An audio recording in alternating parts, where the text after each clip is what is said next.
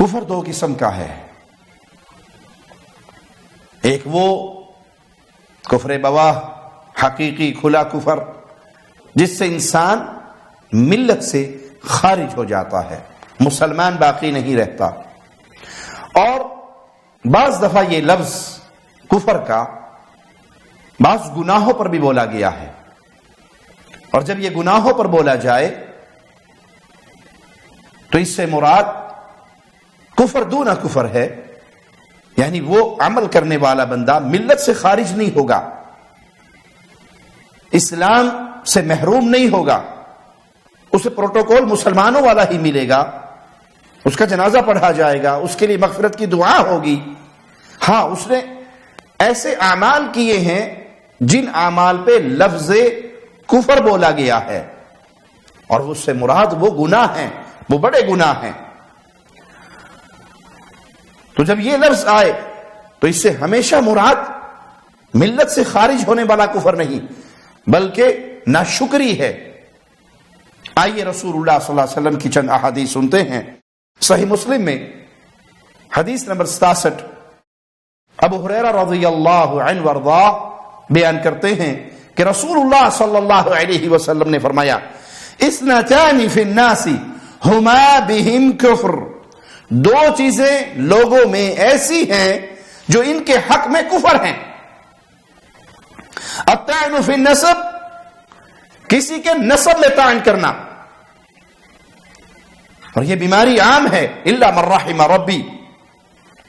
دوستی کرتے ہوئے، رشتہ داری کرتے ہوئے، معاملات کرتے ہوئے سب سے پہلے ساتھ پوچھیں گے، نسب پوچھیں گے، اور پھر اس میں طعن کریں گے، تم تو ایسے ہو، تم ایسے ہو، تم ایسے ہو، تمہاری ذات ایسی ہے، تمہاری ذات ایسی ہے. یہ اہل ایمان کے لیے لائق نہیں ہے، یہ گناہ والا معاملہ ہے. وہ نیاحت علی المیت، اور میت پہ نوحہ خوانی اور بین کرنا. اب ان دونوں گناہوں کو رسول اللہ صلی اللہ علیہ وسلم نے کفر کہا ہے، لیکن اس سے مراد گناہ ہے، اس سے مراد ناشکری ہے، اس سے مراد ملت سے نکل جانے والا کفر نہیں کہ یہ بندہ کافر ہو گیا اور ملت سے خارج ہو گیا. سیدنا ابن عباس رضی اللہ عنہما بیان کرتے ہیں کہ رسول اللہ صلی اللہ علیہ وسلم نے فرمایا رأیت النار فَإِذَا أَكْثَرُ أَهْلِهَا النِّسَاءُ يَكْفُرْنَ. میں نے دوزخ کو دیکھا تو دوزخ کے اندر اکثریت میں نے عورتوں کو دیکھی کیونکہ وہ کفر کرتی ہیں. لوگوں نے کہا کیا وہ اللہ کے ساتھ کفر کرتی ہے؟ کفر سے مراد تو اللہ کے ساتھ کفر کرنا، کافر ہو جانا، ملت سے خارج ہو جانا. کیا اس سے یہ مراد ہے کہ وہ اللہ کے ساتھ کفر کرتی ہیں؟ آپ نے فرمایا یکفرن العشیر، بلکہ وہ اپنی خاوند کی ناشکری کرتی ہیں. یہ گناہ ہے، لفظ اس میں بھی کفر کا بولا گیا ہے، لیکن اس سے مراد ملت سے خارج ہو جانے والا، ملت سے خارج کر دینے والا کفر نہیں ہے، اللہ کے ساتھ کفر نہیں ہے، بلکہ اس نعمت کی ناشکری ہے. یہ اپنے خاوند کی ناشکری کرتی ہیں. وَيَكْفُرْنَ الْإِحْسَانَ لَوْ أَحْسَنْتَ إِلَىٰ إِحْدَاهُنَّ الدَّهْرَ، اور یہ احسان فراموشی کرتی ہیں، احسان کی ناشکری کرتی ہیں. تم زندگی بھر ان کے ساتھ نیکیاں کرتے رہو. ثُمَّ رَأَتْ مِنْكَ شَيْئًا، ساری عمر آپ کھلاتے رہے، پلاتے رہے، رجاتے رہے، دیتے رہے، کھلاتے رہے، ان کی بات مانتے رہے، ان پہ خرچ کرتے رہے، بہت اچھا سلوک کرتے رہے، اور کبھی کسی ایک موقع پہ وہ آپ سے ناراض ہو گئی، آپ اس کی ڈیمانڈ پوری نہ کر سکے، آپ اس کو وہ کچھ دے نہ سکے جو وہ مانگ رہی تھی، وہ چاہ رہی تھی، تو پھر کہتی کیا ہے؟ قالت ما رأیت منک خیرا قط، تو پھر کہے گی کہ میں نے زندگی میں کبھی تجھ سے بھلائی نہیں پائی. ساری عورتیں ایسی نہیں، بہت ساری عورتیں اچھی ہیں جو دین کو سمجھتی ہیں، جو خامن کی شکر گزار ہیں، ان کی احسان مند رہتی ہیں، ان کی خدمت کرتی ہیں. لیکن ایک بہت بڑا ٹولہ عورتوں میں سے ایسا بھی ہے کہ آپ ان کی ساری عمر خدمت کرتے رہے اور اچانک ان کی کوئی ڈیمانڈ پوری نہ کر سکے تو نتیجہ فوراً کیا نکلے گا؟ وہ پچھلے سارے پر پانی پھیر دے گی. بعض ایسی بیویوں کو بھی ہم نے سنا ان کے حالات اور مسائل کو کہ جب غصے میں آتی تو قلم کاغذ لے کے بیٹھ جاتی کہ اچھا ٹھیک ہے، اگر آپ کہتے ہو کہ میں نے آپ کو نیکی کی مجھے لکھواؤ، ہماری شادی کو 20 سال ہو گئے، 25 سال ہو گئے، آج تک آپ نے میرے ساتھ کیا نیکی کی ہے؟ انا للہ و انا الیہ راجعون. یہ جب سے تمہیں گھر لے کر آیا ہے، تمہیں کھلا رہا ہے، پلا رہا ہے، تمہارے کپڑوں کا بندوبست کر رہا ہے، تمہارے اخراجات کا بندوبست کر رہا ہے، صبح نکلتا ہے ڈیوٹی کے لیے، کس کے لیے؟ شام کو تھکا ہارا آتا ہے تمہارے لیے، تمہارے بچوں کے لیے. اسلام نے جو عورت کو عزت دی ہے، اللہ کی قسم عورت کو وہ عزت دنیا میں کہیں نہیں مل سکتی.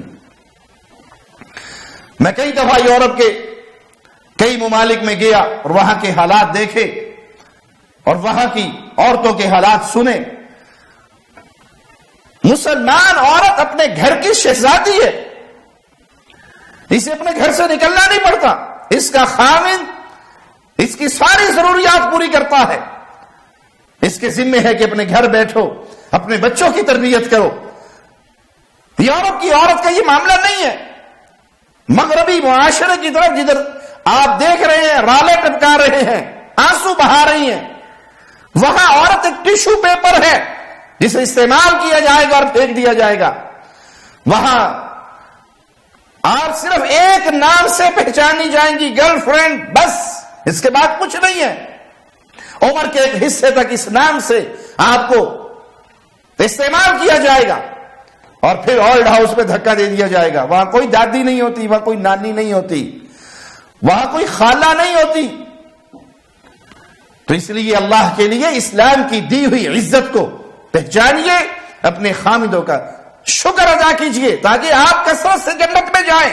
وگرنہ رسول اللہ صلی اللہ علیہ وسلم نے اس گناہ کی بنیاد پہ بتا دیا کہ تم خامن کی ناشکری، احسان فراموشی کی وجہ سے اس گناہ کی بنا پہ جہنم کے اندر کثرت سے ہوں گی. اللہ سے دعا ہے اللہ ہمیں اہل جنت میں شامل فرمائے اور اہل جہنم میں ہمیں شامل نہ فرمائے. اپنی رحمت سے، اپنے فضل سے، اپنے کرم سے ہم سب کو جہنم پہ حرام کر دے ہمارے چہروں کو اور ہمیں اہل جنت میں شامل فرما لے. اقول قولی ھذا واستغفر اللہ لی ولکم ولسائر المسلمین. شب گریزاں ہوگی آخر جلوائے خورشید سے، یہ چمن معمور ہوگا نغمائے توحید